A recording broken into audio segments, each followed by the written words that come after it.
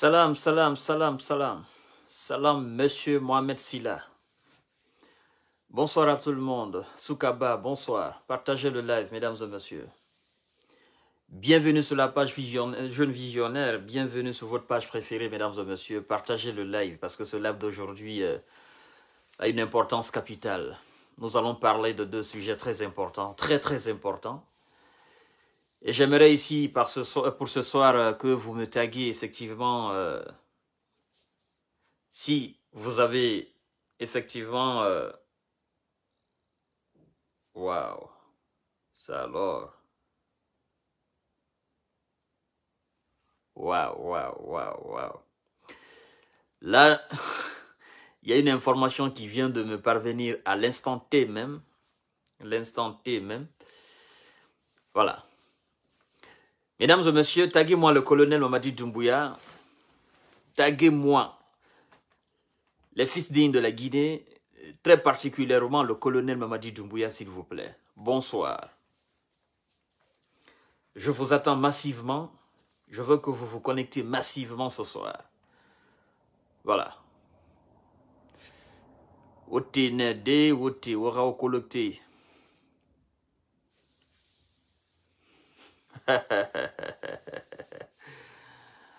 Mesdames et messieurs, je vous dis que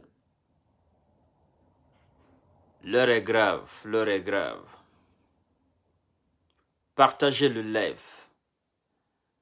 Partagez au maximum le live, au maximum.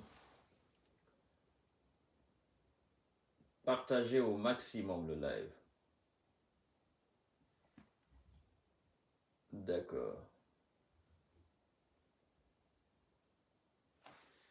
Oui, je te reviens là dès que je finis le live, ça va? Rapidement, je te reviens et puis on va discuter de ça. Ouais, tout à l'heure. Alors les amis, partagez le live et taguez le colonel Mamadi Doumbouya. Voilà. Ce que je vais dire ce soir n'engage que M. Kanté, mais les intelligents vont comprendre. Les hommes intelligents et les femmes intelligentes vont comprendre. Et le colonel qui va écouter quelque part ce live, il se demandera certainement, est-ce que ce monsieur depuis Paris, il n'a pas des éléments ici qui travaillent avec nos services de renseignement? Ou l'un des fils dignes du CNRD qui va certainement écouter cette vidéo se dira, non, monsieur Kanté, vous êtes informé. S'ils sont informés, je sais qu'ils sont informés, parce que l'argent est dépensé pour ça. Les éléments de services généraux. Il y a une fortune qui est dépensée pour ça, pour le renseignement. Je sais qu'ils sont renseignés. Mais moi, je vais ajouter aussi 2 ou 3 mots là-dessus. Pour que vous qui me regardez là, vous sachiez exactement, effectivement de quoi il s'agit. Partagez le live, s'il vous plaît. Partagez le live.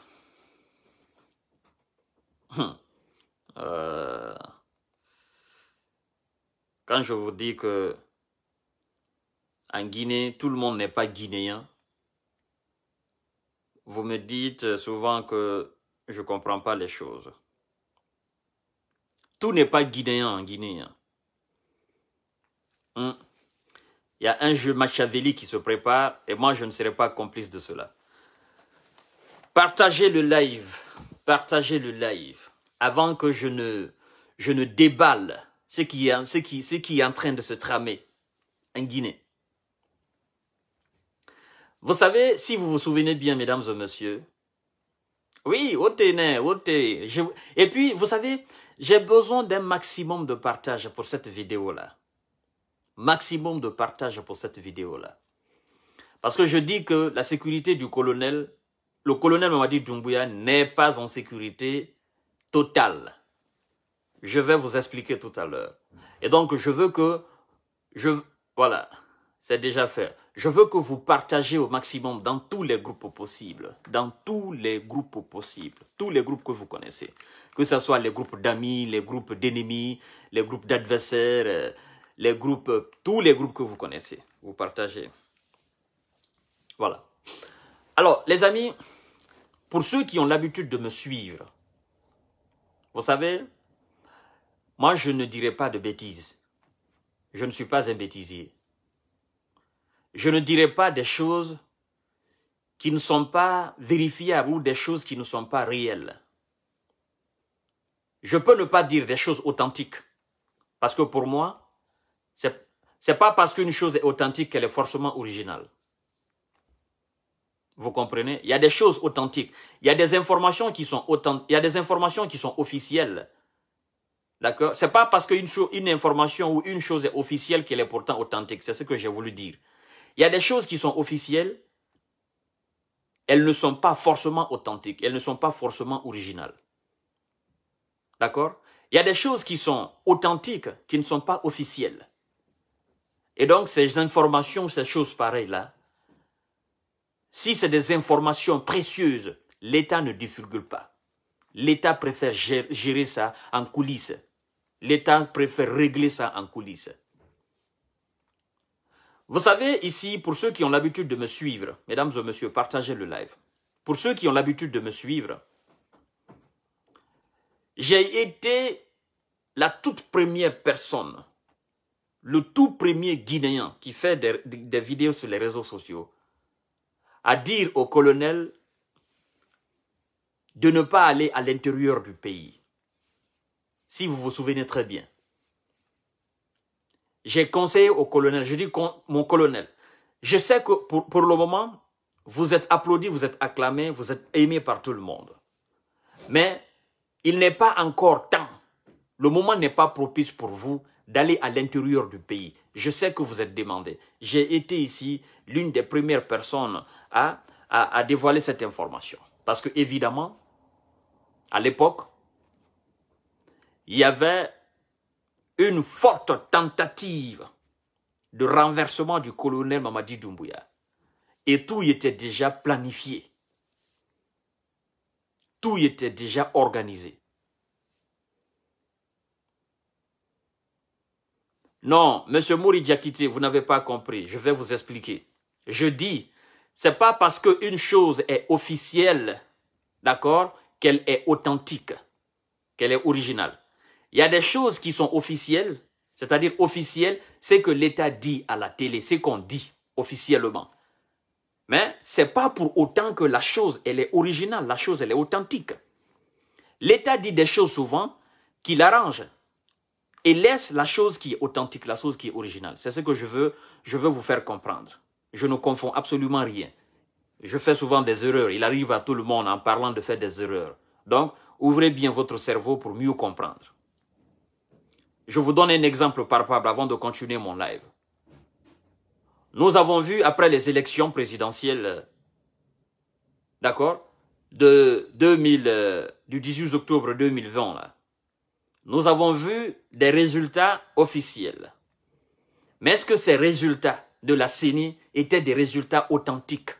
Est-ce que c'était des résultats originels? Et c'était des résultats qui venaient directement des urnes? Non, c'était des résultats fabriqués. C'est pourquoi il y a eu contestation. C'est pourquoi je vous dis que ce n'est pas parce qu'une chose est officielle qu'elle est pourtant authentique. Non. L'authenticité demande beaucoup de critères et beaucoup de caractères. Il faut que je vous précise cela pour que vous compreniez très bien. Alors, je reviens à mes mots et tons. Je disais que j'ai été l'une des premières personnes ici à promulguer ce conseil au colonel Mamadi Doumbouya. Je sais qu'il savait déjà cela. À son arrivée, après 1 mois, 2 mois, 3 mois, il y avait une forte demande de la population de l'intérieur afin qu'il aille au moins faire ce qu'on appelle une communion avec son peuple. Parce que les gens aimeraient le voir à Zérékoré, à Mamou, à Labé, un peu à Kankan aussi, effectivement, dans certaines villes de la République de Guinée. Mais il y a quelque chose qui se tramait. Ce n'était pas encore digéré. Et jusqu'à présent, ce n'est pas encore digéré. Je vous dis cela parce que ce que je m'apprête maintenant à dire, ça sera la même chose. Le colonel, il le sait certainement. Parce que avant d'être à la tête de la République de Guinée aujourd'hui, il était à la tête d'une unité qu'on appelle les forces spéciales. Force spéciale qui a été créée, mise en place pour combattre le terrorisme et les grands bandits. Et l'objectif premier qui n'a pas été dit au peuple, les forces spéciales étaient là pour asseoir la domination d'Alpha Condé. Pour contrecarrer toute personne qui viendrait de près ou de loin essayer de faire un coup d'État à Alpha Condé. C'était l'objectif premier. Mais cela n'a pas été dit. Ce qui a été officiellement annoncé, on a dit c'est pour combattre le terrorisme, les grands bandits, grands chemins, les vendeurs de drogue et tout ça là. Pourtant, il y a la gendarmerie, il y a la police. Mais après certaines péripéties entre le boss des forces spéciales et le ministre de la Défense d'alors, Alpha Condé, Mohamed Djane, vous savez déjà, je ne vais pas revenir à ces histoires-là. Parce que j'ai donné tellement de détails par rapport à cela que vous êtes déjà satisfait par rapport à ce sujet. Alors, mesdames et messieurs, le colonel Mamadi Doumbouya, je sais qu'il est renseigné. Mais si nous avons des petites informations, surtout moi, qui ai pris le courage, venir devant vous sur les réseaux sociaux, vous parler, je risque gros. J'en suis bien conscient. Mais ça vaut le coup. Je reçois tas de messages. Mais je ne me fie pas à ces messages. C'est que je ne reçois pas du terrain en République de Guinée, je ne dis pas cela. Aujourd'hui, le colonel Mamadi Doumbouya n'est pas en sécurité totale. Oui. N'est pas en sécurité totale parce que jusqu'à présent, il y a des gens qui cherchent toujours à le renverser. Et quand ils disent souvent que il ne va pas faire 1 mois, il ne va pas faire 2 mois, il ne va pas faire 3 mois, c'est que le peuple ne sait pas. Le colonel Mamadi Doumbouya, avec ces éléments, arrive toujours à détecter ces informations, arrive toujours à, c'est-à-dire à mettre ses complots dans la mer.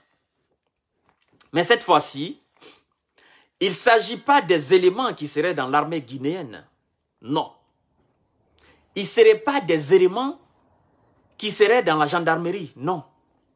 Il ne s'agit pas des éléments qui relèvent des forces de défense de la République de Guinée. Non. Ce sont des éléments très bien entraînés à l'extérieur de la République de Guinée qui seraient rentrés en Guinée. Selon ma source d'information, il serait simplement une centaine de personnes, pas plus. Pas plus. Parce que, selon la même source d'information, on aurait étudié de fond en comble tous les déplacements du colonel Mamadi Doumbouya. C'est-à-dire tous ces faits et gestes. On aurait étudié comment il faut l'atteindre. Parce que ces gens qui sont venus, ils savent qu'ils ne peuvent pas faire de combat face à face. Non, ils savent qu'ils seront perdants. Quand je dis au colonel, je sais très bien qu'il est informé. Je sais très bien. Il y en a qui diront, ah, monsieur Kanté, qui est-ce qui vous a renseigné, monsieur Kanté? Non, je n'invente pas. Mais vous allez le savoir plus tard.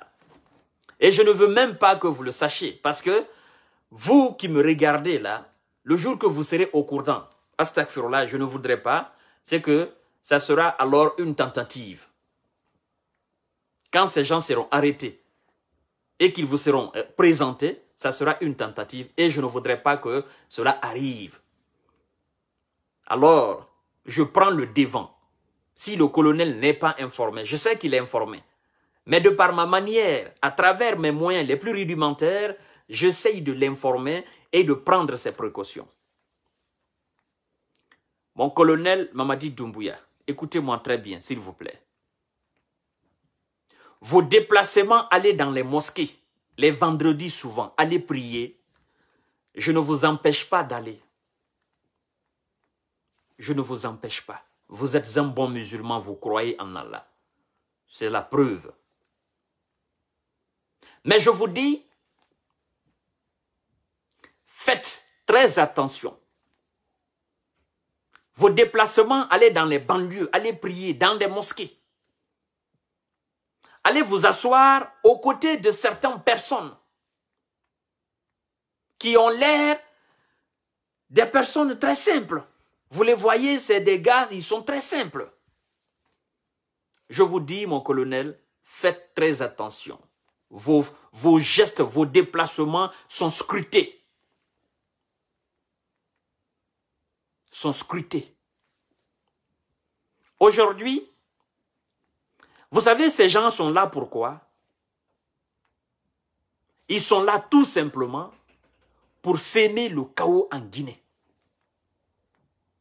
Parce que ils veulent tout simplement renverser le colonel Mamadi Doumbouya. Ils veulent finir avec lui. Installez-vous confortablement, mesdames et messieurs. L'objectif de ces personnes n'est pas le retour d'Alpha Condé. L'objectif de ces personnes, c'est de prendre la Guinée en otage. Ouais, c'est de prendre la Guinée en otage. C'est de s'emparer des richesses, des fortunes de la République de Guinée. Je le précise parfaitement. L'objectif de ces gens, ce n'est pas le retour d'Alpha Condé à la tête de la République de Guinée, non.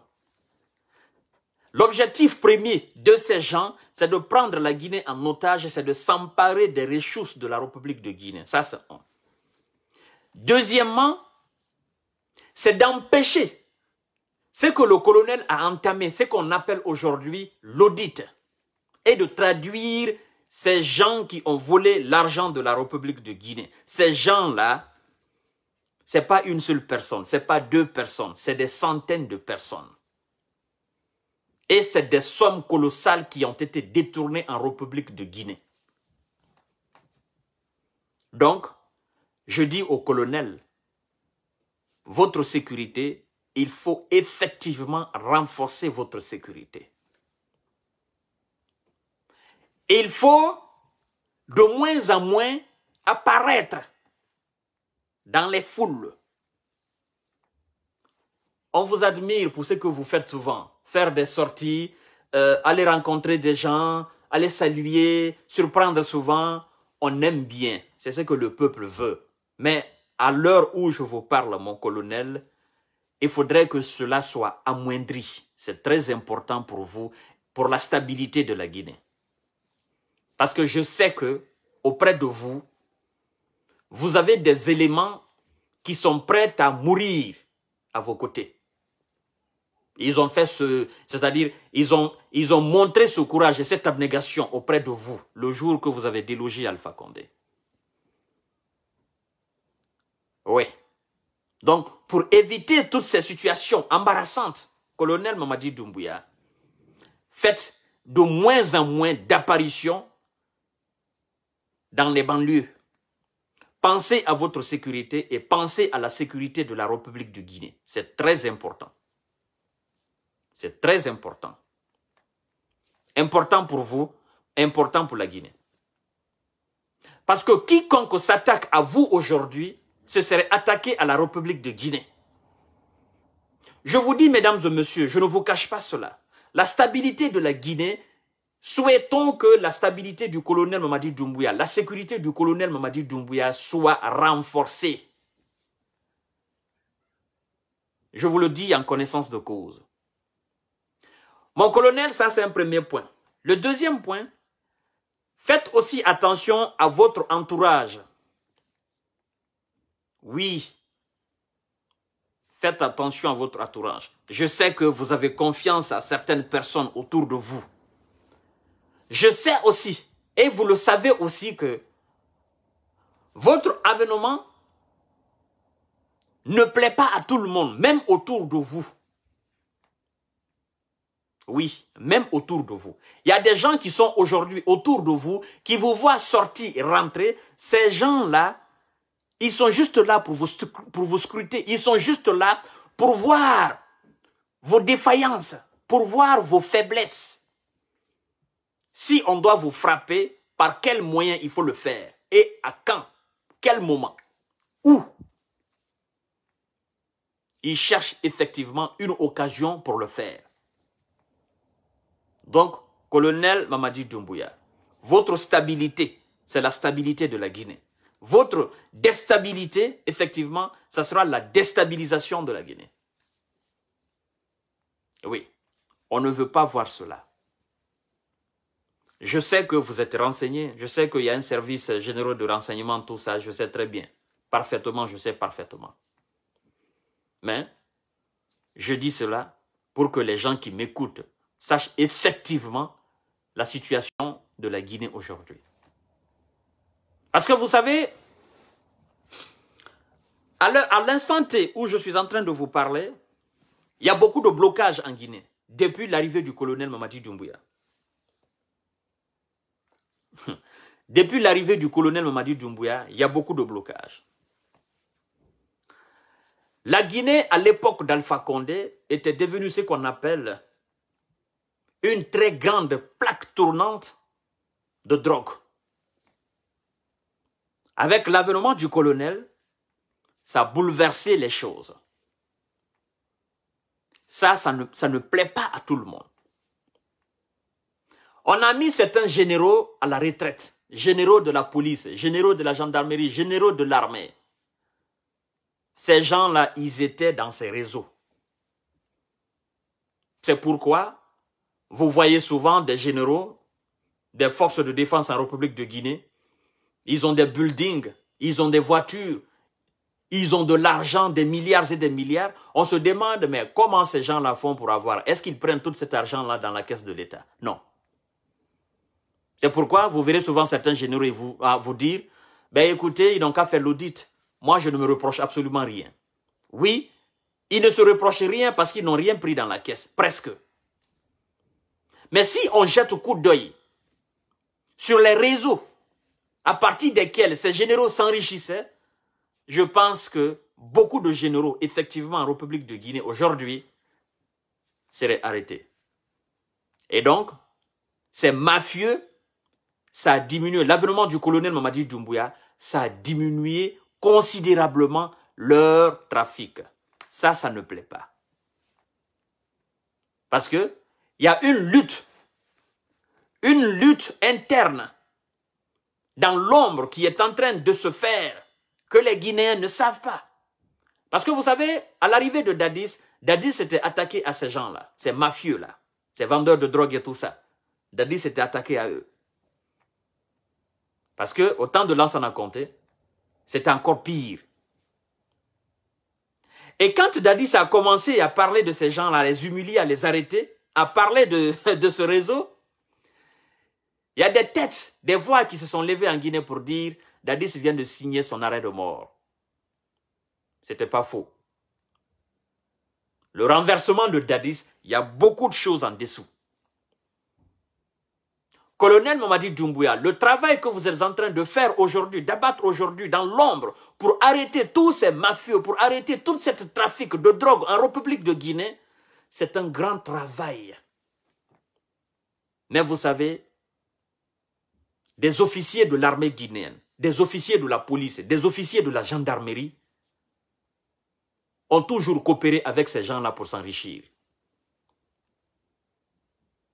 Et vous venez, vous faites cela dans l'ombre. Donc, sachez très bien que votre position est une position de force, mais aussi une position très fragile. Parce que vous avez vos ennemis et vos adversaires à l'interne même, qui cherchent juste une petite porte de frappe pour vous frapper. Donc, faites très attention. Vous savez de quoi je suis en train de parler. Quand je dis vous, je parle du colonel. Mais le citoyen lambda qui m'écoute et qui me regarde va certainement se contenter de ce que je suis en train de dire, mais ne connaît pas le tréfonds des problèmes. Donc, colonel Mamadi Doumbouya, ça c'était justement un petit message pour vous. Voyez-vous, j'ai fait une petite vidéo aujourd'hui où j'ai dit qu'il y a anguille sous roche. Vous connaissez certainement l'expression « il y a anguille sous roche ». Ça veut dire que la situation est louche. Ça, c'est sur le plan politique. En Guinée, aujourd'hui, il y a des acteurs politiques qui veulent éliminer d'autres acteurs politiques. Mais des acteurs politiques qui veulent éliminer d'autres acteurs politiques pensent être beaucoup plus proches du colonel Mamadi Doumbouya. Et pensent que, en organisant les audits, qu'eux, ils seront épargnés. Je vous rappelle, vous qui m'appelez là de l'Espagne, je vous rappelle dès que je finis le live. Eux, ils estiment qu'ils sont beaucoup plus proches du colonel. Et que ceux qu'ils cherchent à éliminer, l'audit doit uniquement se diriger vers ces personnes. Et très particulièrement vers M. CDD. Parce qu'il faut dire les choses telles qu'elles sont. Je vous le dis haut et fort. On dit l'audit. Si on doit faire l'audit de tous les anciens ministres qui ont servi le régime Lansana Conté jusqu'à la mort de Lansana Conté, ou du moins de tous les ministres et de tous les directeurs généraux qui ont servi le régime Lansana Conté jusqu'à la mort de Lansana Conté, c'est sans exception. C'est tout ce que vous connaissez aujourd'hui comme administrateur en Guinée. À commencer par M. Sidia. M. Sidia, M. Cellou Dalein Diallo. M. Cellou Dalein Diallo, M. Lansana Kouyaté. M. Lansana Kouyaté, M. Kassori Fofana. Ainsi de suite, ainsi de suite, ainsi de suite. Parce que, après chaque ministre, chaque premier ministre, au temps de Lansana Conté, après chaque premier ministre, après le départ, après le limogeage de chaque ministre ou chaque premier ministre, dans le vrai sens du mot, il n'y a jamais eu d'audit à titre posthume de ces ministres. Pour savoir s'ils ont volé ou s'ils n'ont pas volé. Pour savoir ce qu'ils ont fait et ce qu'ils n'ont pas fait. Il n'y a jamais eu, dans le vrai sens du mot. On nous parle d'audit, mais on n'a jamais vu ces résultats d'audit. Le peuple de Guinée n'a jamais vu. Officieusement, certains ont vu, mais officiellement, personne n'a vu. Officiellement, en tout cas, moi, je n'ai pas vu. Officieusement, effectivement, j'ai vu, mais officiellement, je n'ai pas vu. Et aucun des anciens ministres de Lansana Conté, de 84 jusqu'en 2008, aucun n'a été inquiété. Aucun. Je dis bien aucun. Et, avec l'avènement de M. Dadis Camara, il y a eu aussi des anciens ministres. Avec l'avènement de M. Sekouba Konaté, il y a eu aussi un ancien premier ministre. D'accord? Et avec l'avènement d'Alpha Condé à la tête de la République de Guinée, effectivement, il y a eu des premiers ministres, il y a eu des ministres. Parce que quand on parle de l'audit, ce n'est pas seulement les anciens ministres, les anciens premiers ministres. C'est chaque ministre qui composait chaque gouvernement de Lansana Conté jusqu'à Alpha Condé. Donc, quand on parle souvent d'audit, ne pensez pas que l'audit sera fait contre un ministre et laisser un autre. Détrompez-vous. Et ceux qui sont en train de chanter actuellement dans les oreilles du colonel Mamadi Doumbouya, le nom de Cellou Dalein Diallo, je dis, c'est vous qui voulez enflammer la Guinée. Oui. Parce que, comme vous, ou comme moi, nous savons que si effectivement on doit auditer cet homme-là, sa gestion en tant que Premier ministre, ou sa gestion en tant que ministre des Transports et tous les ministères qu'il a occupés, tous les postes qu'il a occupés, jusqu'en 2006, je pense que vous aussi, vous ne serez pas épargnés. Et au colonel Mamadi Doumbouya, vous devez savoir, je sais que vous êtes intelligent, je n'irai pas dire si vous êtes intelligent, je sais déjà que vous êtes intelligent. Parce qu'aller déloger un dictateur dans un palais, il faut être doué d'intelligence. Il faut être un stratège. On dit souvent que les militaires ne s'y connaissent absolument rien dans le domaine politique. Moi, je me dis, ça c'est quelque chose que les gens n'arrivent pas à comprendre. Les militaires, des officiers pareils, qui font des boulots pareils là, ce sont des vrais stratèges. Ce sont des vrais politiciens. Des politiciens du terrain sur le terrain. Faire de la politique, aller déloger un dictateur sanguinaire, ça c'est l'une des plus grandes politiques. Oui. Donc, ne venez pas me dire que le colonel Mamadi Doumbouya n'est pas politicien. Je dirais d'ailleurs qu'il est plus politicien que la plupart de ces intellos qui se qualifient aujourd'hui de politiciens. C'est un fin stratège, ce monsieur que vous voyez là. Les gens se fient souvent à son âge. Détrompez-vous. Les années ne sont que des chiffres. L'homme vieillit dans la chair de sa peau. On peut avoir 21 ans et avoir la capacité de réflexion d'un homme de 80 ans. Avoir la stratégie d'un homme de 100 ans.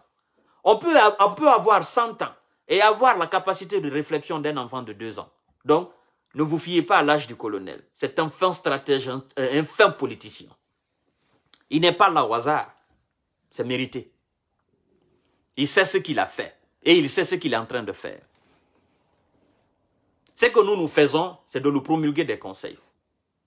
Mettez des cœurs, likez la vidéo, mettez des étoiles. Il y a encore des têtes de mules qui sont en train de mettre des têtes de mort. Si tu n'aimes pas ce que je te dis, je suis en train de dire sur ma page, mais va ailleurs. C'est simple que ça. Donc, c'est pourquoi j'ai dit aujourd'hui, tu as été ministre, j'ai été ministre. Tu as été premier ministre, j'ai été premier ministre. Tu as servi le régime Lansana Conté. J'ai servi le régime Lansana Conté. Les changements de constitution qui se sont faits au temps de Lansana Conté, tu as participé, j'étais aussi là. Tu l'as accepté, j'étais aussi là. À un moment donné, effectivement, avec le changement de régime, naturellement, moi je me suis dit, c'est pas une bonne chose. Nous avons fait tous des erreurs. Nous devons réparer ces erreurs.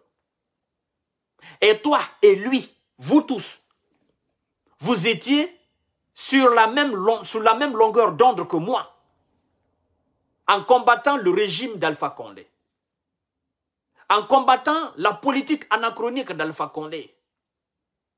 Mais, vu que Alpha Condé vous a à un moment donné rapproché, vous avez pensé qu'il était l'homme irremplaçable, l'homme providentiel. Et moi, je suis toujours resté dans mes bottes. Constant.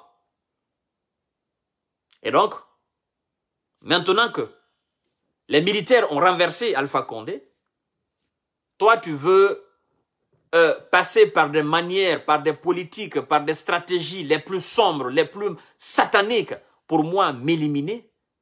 Parce que pour toi, éliminer ma tête, aller au pouvoir à Sékou Touré, ça sera de l'autoroute pour toi. C'est ce que tu penses. Tu te trompes. Tu connais 10, je connais 10. Comment tu peux compter 9 pour me donner? C'est pourquoi je vous dis. Vous qui essayez ou qui pensez que vous êtes plus malin que les autres, vous êtes dans les erreurs. Vous faites des erreurs. Vous faites des calculs très erronés. Si vous voulez éliminer Cellou Dalein Diallo, vous oubliez que Cellou est à la tête d'un parti. Vous n'allez pas éliminer le parti. C'est-à-dire, vous, dans vos calculs de probabilité, une fois Cellou éliminé, son parti et son alliance est déjà éliminé, quoi. C'est ça, votre probabilité. C'est là où vous vous trompez. C'est là où vous vous trompez. Mais je vous dis que le colonel Mamadi Doumbouya, il ne va pas jouer cette musique. Il ne va pas danser cette musique que vous êtes en train de jouer. Parce qu'il sait que ça sera quelque chose de fatal à sa transition. Ça ne va pas le rater. Donc, il ne va pas s'amuser à faire cela. S'il doit organiser des audits sur la gestion des biens publics. Ça sera cet audit-là. Et ça ne sera pas dirigé contre un individu. Ça sera dirigé contre toutes les personnes qui ont occupé des postes dans l'administration guinéenne depuis le temps de Lansana Conté jusqu'à Alpha Condé. Y compris Cellou Dalein Diallo. Et y compris d'autres cadres de l'UFDG et de l'ANAD qui ont pris part la gouvernance d'Alpha Condé ou même à la gouvernance de Dadis ou la gouvernance de Sekouba Konaté ou la gouvernance d'Alpha Condé. Tous, sans exception. Et là, c'est ce qui sera juste honnête de la part du colonel Mamadi Doumbouya et de son gouvernement. Mais dire que cette audit sera sélective, non. Ou partiale, non. Ça ne marchera pas. Et je crois que le colonel, il ne veut pas faire cette erreur qui lui sera fatale. Il ne va pas le faire. Parce que ça sera de l'injustice pure et dure. Je sais que vous comprenez ma position. Ma position, elle est impartiale. Je n'aime juste pas l'injustice et l'inégalité. Parce que je vois déjà des gens, oh non, l'affaire Air Guinée, l'affaire des rails. Je me dis, vous qui parlez de l'affaire de Air Guinée, vous qui liez Cellou Dalein Diallo à l'affaire Air Guinée, à l'affaire des rails, vous oubliez que M. Kassouri Fofana, avant d'aller aux États-Unis, il y avait beaucoup de choses dans son dos. Vous ne parlez pas de ça. Vous oubliez que M. Sidia Touré, avant d'être démis de ses fonctions de Premier ministre, entre 1996 et 2000, si je ne me trompe pas de date, on lui reproche beaucoup de choses en Guinée. Vous ne parlez pas de ça. M. Lansana Kouyaté, on le reproche aussi de beaucoup de choses. Vous ne parlez jamais de cela. Mais vous, votre problème, c'est ce monsieur-là. C'est lui le problème guinéen, c'est lui. Il allait investir au Sénégal, c'est lui. Est-ce que vous vous posez la question de savoir où M. Kassouri Fofana est allé investir? Vous vous posez la question de savoir où Lansana Kouyaté est allé investir? Vous vous posez la question de savoir où Sidia Touré est allé investir? Vous vous posez la question de savoir où se trouve l'argent de Mohamed Djané? Vous vous posez cette question? Mais je comprends votre position. Vous avez une position purement sale. Et ça ne marchera pas. Que cela soit clair dans la tête de tout le monde. L'audit sera mené contre tous les acteurs qui ont pris part de la gouvernance de Lansana, jusqu'à la gouvernance d'Alpha Condé. Tout le monde sera audité. Tous ceux qui ont occupé des postes ministériels, des postes de directeur, tous ceux qui ont occupé des portions dans l'administration guinéenne, vous serez audités. Et si vous avez volé quoi que ce soit, vous allez rembourser. C'est cela. Alors si, dans ce cas de figure, M. Cellou Dalein Diallo, il a volé quelque chose pendant qu'il était encore dans l'administration guinéenne, alors il mérite d'être arrêté. Il mérite d'être traduit devant les juridictions guinéennes. Il mérite d'être jugé et s'il faut, il mérite d'être condamné. Comme ça sera effectivement le cas aussi des autres. Mais on ne va jamais accepter, on ne va pas fermer l'œil là-dessus en disant « Oh non, il faut le faire pour le disqualifier. » Vous avez compris. Je ne vais pas me répéter. Alors, mesdames et messieurs, je vous demande de partager ce live et d'envoyer à qui que vous voulez. Nous allons aborder la situation Bissau-guinéenne, d'accord, la Guinée-Bissau. Vous l'avez tous vu, vous avez vu l'information, ce qui se passe là-bas. Moi, je ne suis pas surpris. On dit souvent qu'une fois n'est pas l'habitude, mais l'habitude commence par une fois. Guinée-Bissau est un pays de coup d'État. Alors, je n'ai pas encore la certitude qu'il s'agit d'un coup d'État. Mais je vous dis, Guinée-Bissau est un pays de coup d'État. De son indépendance jusqu'à aujourd'hui, ils ont enregistré combien de coups d'État? Coups d'État, effectivement, évincer les présidents en fonction. Et non prendre le pouvoir après la mort d'un président, non. J'entendais quelqu'un dire tout à l'heure que en Guinée-Bissau, aucun chef d'État élu démocratiquement n'a fini ses mandats. Il a été renversé. Alors, pour le cas de Embalo, je crois qu'il y a beaucoup de choses dedans. D'accord? Mais je préfère encore me ressaisir, voir la suite des choses, parce que je n'aime pas raconter des bêtises. Ce que je veux dire tout simplement, c'est que la CEDEAO a chaud. La même situation au Burkina Faso, Mali, la Guinée, Guinée-Bissau, on ne sait pas encore si ça aboutit ou pas. On ne sait pas encore si le gars il est parti ou pas. C'est-à-dire, moi en tout cas, je ne sais pas encore jusqu'à l'instant où je lançais mon live là.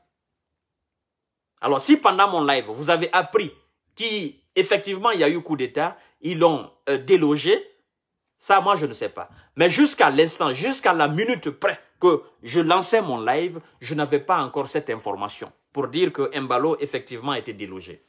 Il faut apporter de la précision, c'est très important.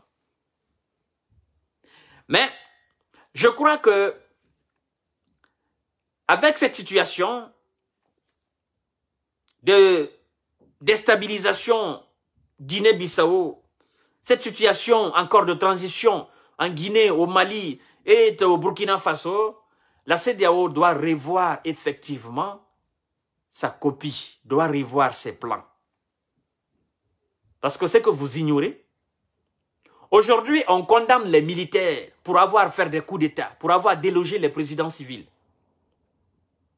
La question qu'il faille se poser, la question fondamentale que la CEDEAO, effectivement, doit mettre sur la table, pourquoi chaque fois en Afrique occidentale, il y a des coups d'État? Pourquoi? Et je crois, la question a été débattue par les dinosaures de la CEDEAO. Ils ont aussi la réponse du pourquoi. Mais ils refusent d'appliquer ce qu'ils doivent faire pour empêcher les coups d'État en Afrique de l'Ouest. Parce que ce que vous devez savoir, la CEDEAO est une organisation de l'Afrique de l'Ouest, regroupant certains pays de l'Afrique de l'Ouest. La Mauritanie est un pays de l'Afrique de l'Ouest, mais ne fait plus partie de la CEDEAO, à ce que je sache. Parce que, regardez, la CEDEAO ne regarde pas pendant que les présidents civils sont en train de changer des constitutions afin de se maintenir au pouvoir. La CEDEAO ne bronche pas mot. Pendant que ces mêmes présidents civils sont en train de massacrer leur propre peuple, la CEDEAO ne bronche pas mot. Et la CEDEAO envoie toujours ce que moi j'appelle même des mercenaires. Les pseudo-facilitateurs, pour moi c'est des mercenaires.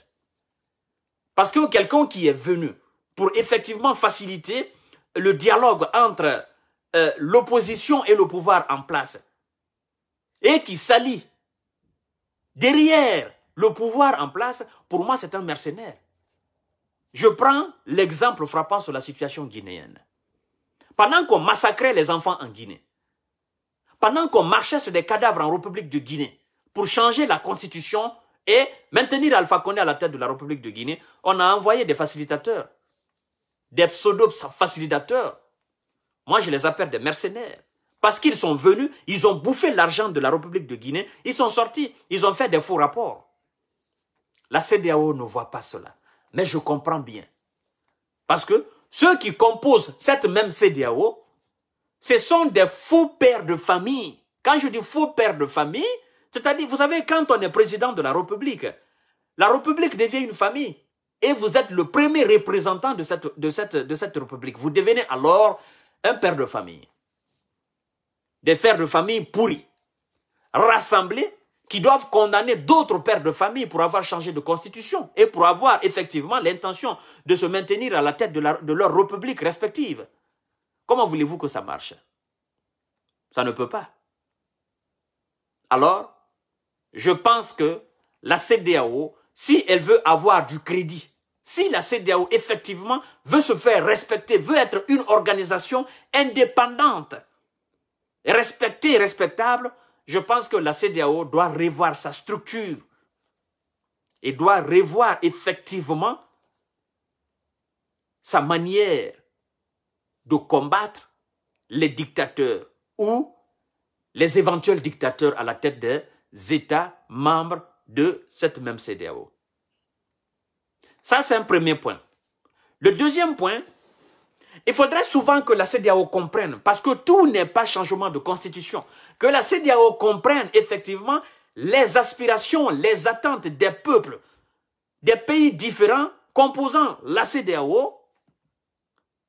Parce qu'un pays comme le Burkina, un pays comme la Guinée, un pays comme le Mali, avec un président à la tête, qui est certainement incapable de satisfaire les besoins du peuple, l'insatisfaction des besoins du peuple qui poussera effectivement le même peuple dans les rues pour un changement de conditions de vie, je pense que la CEDEAO doit revoir toutes ces situations-là. Parce que c'est ce qui envoie souvent les manifestations incessantes. Et plus il y a des manifestations, plus il y a des tensions, plus il y a des tueries. Et c'est ce qui envoie aussi certains militaires à prendre leurs responsabilités. Étant conscients de la situation difficile, de la condition de vie désastreuse de leur peuple, prennent leurs responsabilités, effectivement, et délogent ces présidents, même s'ils sont à leur premier mandat, même s'ils sont à leur deuxième mandat, et qu'ils n'ont pas l'intention de faire un troisième mandat. C'est pourquoi la CEDEAO ne peut pas intervenir impartialement dans un pays de l'Afrique de l'Ouest. Parce que la CEDEAO elle-même est corrompue. Et moi, je pense très bien que, avec l'avènement des militaires à la tête de nos différentes républiques, c'est quelque chose que nous autres, on n'apprécie pas. Nous qui voulons que les choses se fassent pacifiquement.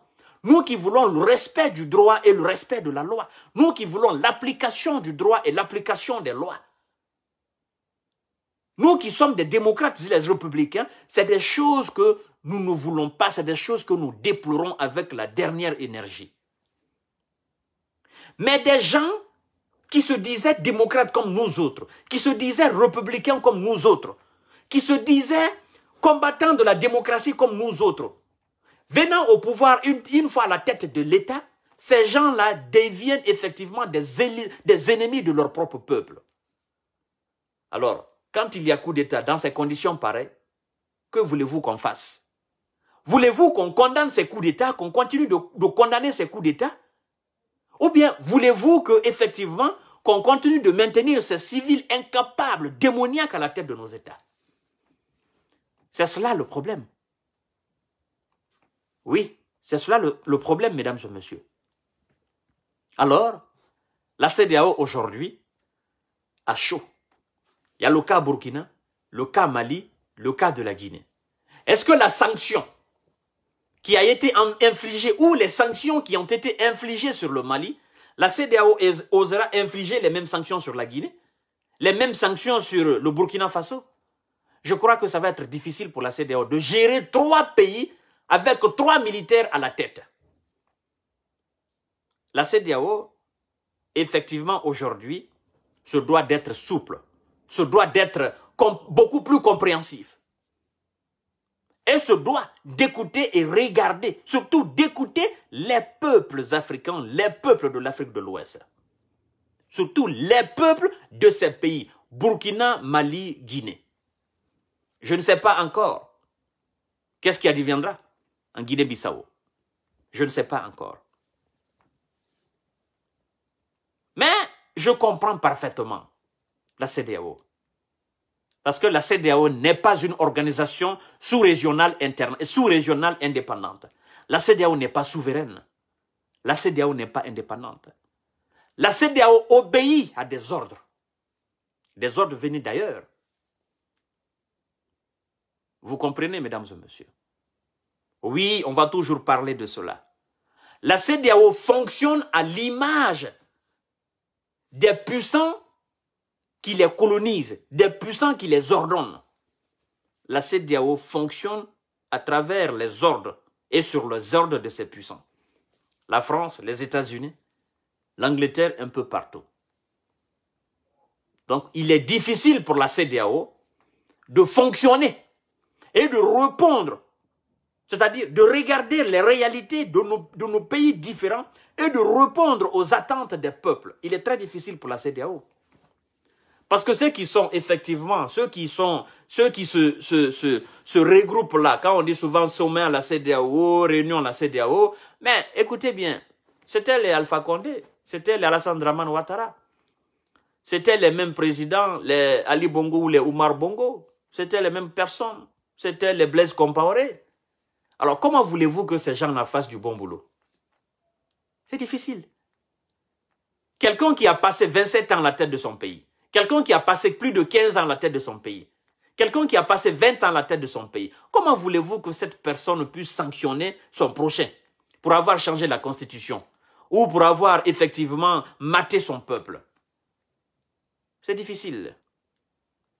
Je pense qu'avec cette nouvelle génération, la CEDEAO se doit d'être beaucoup plus souple, beaucoup plus compréhensive. La CEDEAO doit aborder dorénavant la situation de ces pays avec beaucoup plus d'intelligence. Parce que si je regarde par exemple le cas malien, avec cette situation de l'ambassadeur de la France qui a été chassé du Mali, je pense qu'il y a beaucoup de choses à dire par rapport à cela. Beaucoup de choses. Oui. C'est un début de quelque chose. Mais est-ce que cette chose-là, le Mali, lui seul, pourra s'en sortir? Parce que vous savez, les Africains ont la peur dans le ventre. Oui, on dit ce que le Mali a fait n'est pas bon. Il y en a déjà qui commencent à critiquer. Oh, le Mali a creusé sa tombe. Oh, c'est que l'administration malienne, le gouvernement malien en fait, c'est pas bon. Ils ont chassé l'ambassadeur de la France. C'est une façon d'humilier. On a vu le cas Ahmed Sékou Touré. On a vu le cas Dadis qui a dit à un moment donné que la Guinée n'est pas une préfecture, encore moins un arrondissement de la France. On sait effectivement tout ce qui s'oppose à la politique française. Voilà. Ça va dans tous les sens. Mais vous n'essayez pas de comprendre la nécessité de ces pays-là de se faire respecter. Ça, vous ne comprenez pas. Même si la France est une puissance mondiale, la France a pour devoir, et l'administration française a pour devoir, de respecter aussi les autres pays. Les dirigeants français, les représentants français ont pour devoir aussi de respecter les autres pays. Que ce soit la Guinée, que ce soit le Sud-Afrique, que ce soit la Centrafrique, ont le devoir de respecter. Et quand les intellectuels ou les dirigeants ou les responsables français doivent se prononcer par rapport à une situation dans n'importe quel pays du monde entier ou de l'Afrique, ils doivent le faire avec diplomatie, avec intelligence. Ce n'est pas parce qu'on est Mali qu'on doit parler comme on veut. Ce n'est pas parce qu'on est en Guinée qu'on doit s'adresser à la Guinée comme on veut. Ce n'est pas parce qu'on est au Burkina qu'on doit s'adresser au Burkina comme on veut. Non. Est-ce qu'on s'adresse à la Russie comme on veut? Est-ce qu'on s'adresse à la Chine comme on veut? Non. Ce n'est pas la même chose. Est-ce qu'on s'adresse à la Belgique comme on veut? Est-ce qu'on s'adresse à l'Italie comme on veut? Non. Ce n'est pas la même chose. Est-ce qu'on s'adresse aux États-Unis comme on veut? Non. Vous me direz que ça, c'est des pays développés, ça, c'est des puissants. Mais comment voulez-vous qu'on devienne puissant si on ne se fait pas respecter à travers le monde? C'est très difficile. On dit, oh, le Mali qui ne fabrique même pas une aiguille, comment voulez-vous que ce Mali puisse s'assumer? Parce que les sanctions vont commencer à tomber. Les sanctions vont commencer à tomber. Le peuple malien, effectivement, va résister. Oui. Parce que c'est que vous ignorez.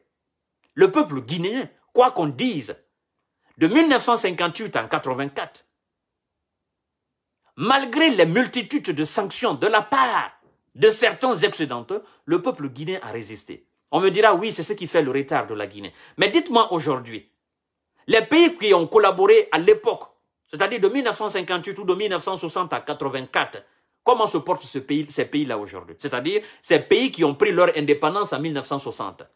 Contrairement à la Guinée qui a dit non en 1958 et qui a subi toutes les conséquences. Où sont ces pays-là aujourd'hui par rapport à la Guinée? Vous allez certainement me citer le cas de la Côte d'Ivoire et du Sénégal. Ce qui s'est passé d'ailleurs en Côte d'Ivoire ne s'est pas passé en Guinée. Combien de guerres civiles en Côte d'Ivoire? Combien de tueries, combien de massacres. Le Sénégal, évidemment, bon, il n'y a pas eu encore de guerre civile là, mais quand on fait une étude comparative entre le Sénégal et la Guinée, certainement, il y a quelques grains de développement au Sénégal, mais ce n'est pas aussi grand. Il faut qu'on se dise la vérité. Mesdames et messieurs, les peuples africains doivent résister. Les peuples africains doivent pouvoir lever la tête et se faire respecter. Chasser un ambassadeur d'un pays, ça veut dire beaucoup de choses. Parce que le Mali ne peut pas se lever comme ça d'un seul coup et chasser l'ambassadeur de la France pour dire que nous sommes en désaccord diplomatique avec la France. Non. Non. Mais quand on tient des propos inacceptables et inadmissibles vis-à-vis d'un pays qui se veut de dignité et de respect, ce pays a le droit, effectivement, de réagir comme il veut. Et je pense que cette situation est aujourd'hui compréhensible. Même certains Français ici en France comprennent effectivement la situation malienne. Mais quoi qu'on dise, on est en Afrique. Et nous les Africains, il sera très difficile pour nous de sortir la tête de l'eau. Parce que pendant que d'autres sont en train de se battre pour la dignité, pour le progrès, pour se faire respecter, d'autres se disent, mais écoutez, ce n'est pas cette dignité qu'on mange, ce n'est pas ce soi-disant respect-là qu'on mange. Laissez-nous. Vous êtes là, on est même incapable de fabriquer telle chose, et puis c'est vous qui voulez faire la grosse tête vis-à-vis de ces puissants. Ça sera très difficile pour nous. Mais je pense que le peuple malien, aux côtés du peuple guinéen, aux côtés du peuple burkinabé, je crois que la CEDEAO va comprendre qu'il est temps. Il est temps de regarder les attentes de ces peuples. Il est temps de réagir en fonction des réalités de nos pays. Il n'est pas temps de continuer avec les ordres venus d'ailleurs. Mesdames et messieurs, je pense que vous avez compris. On va me parler de la situation des Maliens ici en France. Ça n'a rien à voir. Les incidents diplomatiques, ça arrive à tout moment. Cela n'a rien à voir avec les ressortissants maliens ici ou les ressortissants français. Est-ce qu'on a demandé à un ressortissant français de quitter le territoire malien? Non. Parce qu'il faudrait que vous fassiez la distinction, la part des choses. Il peut y avoir un incident diplomatique entre deux pays. Cet incident diplomatique, comprenez très bien, ça peut ne pas avoir des conséquences sur des ressortissants des deux pays dans les deux pays. Les ressortissants français au Mali, il y en a des millions. Non, il y en a des milliers du moins. Les ressortissants maliens ici en France, il y en a des milliers aussi.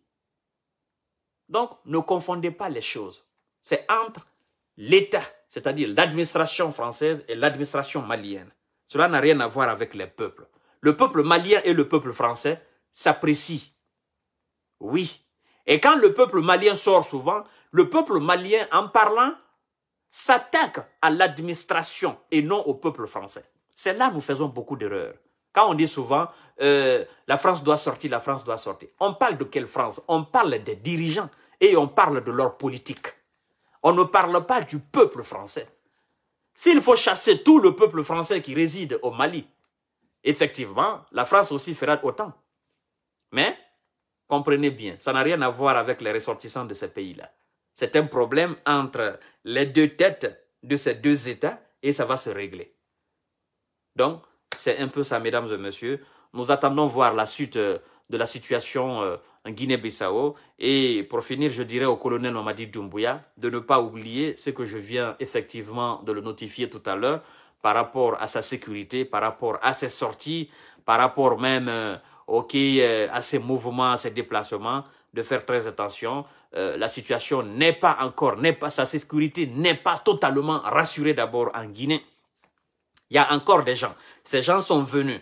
Et donc, il doit faire très attention, mon colonel. Vous devez faire très attention, très attention. Je mets un accent très particulier là-dessus. Vous devez faire très attention, mon colonel. On vous aime, on aime la Guinée. Parce que votre stabilité, c'est la stabilité de la Guinée. Je mentionne encore, je mets un accent là-dessus. Votre stabilité, mon colonel, la stabilité du gouvernement actuellement en Guinée, c'est la stabilité de la Guinée. Vous devez comprendre cela.